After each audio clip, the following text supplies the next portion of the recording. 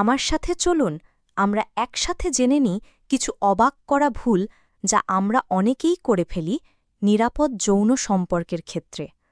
নিরাপদ যৌন সম্পর্ক এমন একটা বিষয় যা আমাদের সবার জন্য খুব গুরুত্বপূর্ণ, কিন্তু দুঃখের বিষয় হল এ নিয়ে অনেক সময় মিথ, ভুল ধারণা আর লজ্জা কাজ করে। অনেকেই মনে করেন নিরাপদ যৌন সম্পর্ক মানে শুধু গর্ভধারণ এড়ানো, কিন্তু আসল কথা হল এটা আমাদের শরীরকে যৌনবাহিত রোগ বা এসটিআই থেকে রক্ষা করার জন্য সমানভাবে জরুরি।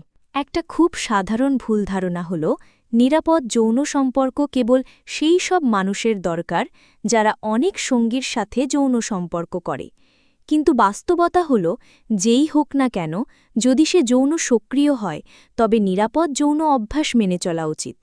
আবার অনেকে মনে করেন কন্ডোম ব্যবহার করলেই সব সমস্যার সমাধান হয়ে যায়, যেন এটা 100% নিরাপদ। কিন্তু সত্য হল কন্ডোম খুব কার্যকর হলেও একেবারেই নিখুঁত নয়। কখনো সঠিকভাবে ব্যবহার না করলে বা মাঝপথে ফেটে গেলে ঝুঁকি থেকেই যায়। আরও একটি ভুল যা অনেকেই করে বসেন তা হল যদি সঙ্গী দেখতে সুস্থ হয় বা ভালো থাকে তবে সুরক্ষা ব্যবহার করার দরকার নেই, কিন্তু অনেক যৌনবাহিত রোগের কোনো লক্ষণ থাকে না, অর্থাৎ আপনি বা আপনার সঙ্গী হয়তো আক্রান্ত কিন্তু বুঝতেই পারছেন না। এজন্যই সঙ্গীর সাথে খোলাখুলি কথা বলা, নিজের স্বাস্থ্য ও যৌন ইতিহাস শেয়ার করা অত্যন্ত জরুরি। নিরাপদ যৌন সম্পর্ক শুধু কন্ডোম ব্যবহারে সীমাবদ্ধ নয়, সঠিকভাবে কন্ডোম ব্যবহার করা সমান গুরুত্বপূর্ণ।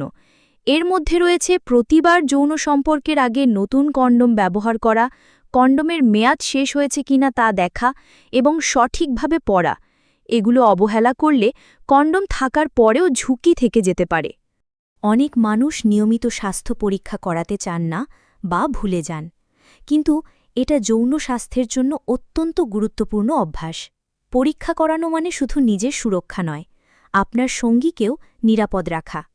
আপনি যদি সময় সময় পরীক্ষা করান তাহলে অনেক সমস্যা শুরুর দিকেই ধরা পড়ে এবং দ্রুত চিকিৎসা সম্ভব হয়।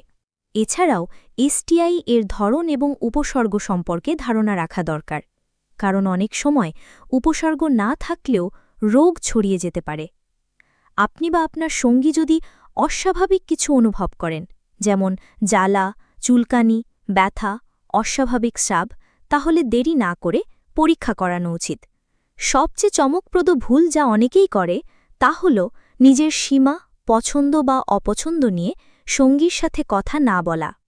যৌন সম্পর্কের আগে এই বিষয়গুলো নিয়ে স্পষ্ট কথা না বললে ভুল বোঝাবুঝি, অস্বস্তি এবং এসটিআই এর ঝুঁকি বেড়ে যায়।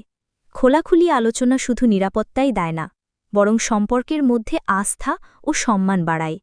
নিরাপদ যৌন সম্পর্ক মানে কেবল রোগ বা গর্ভধারণ এড়ানো নয়, এটা মানসিক শান্তি, পারস্পরিক সম্মান এবং সুস্থ সম্পর্ক বজায় রাখারও একটি উপায়। আপনি যত বেশি সচেতন হবেন তত বেশি নিজের এবং সঙ্গীর স্বাস্থ্যের যত্ন নিতে পারবেন। সবশেষে বলি, সচেতন থাকা, সঙ্গীর সাথে খোলাখুলি কথা বলা, সঠিকভাবে সুরক্ষা ব্যবহার করা, সময় সময় স্বাস্থ্য পরীক্ষা করানো, এই সব অভ্যাস আপনাকে একটি সুস্থ, নিরাপদ ও আনন্দময় যৌন জীবন উপহার দেবে। আপনার যদি নিরাপদ যৌন সম্পর্ক নিয়ে নিজের কোনো অভিজ্ঞতা বা মতামত থাকে তাহলে মন্তব্যে শেয়ার করুন।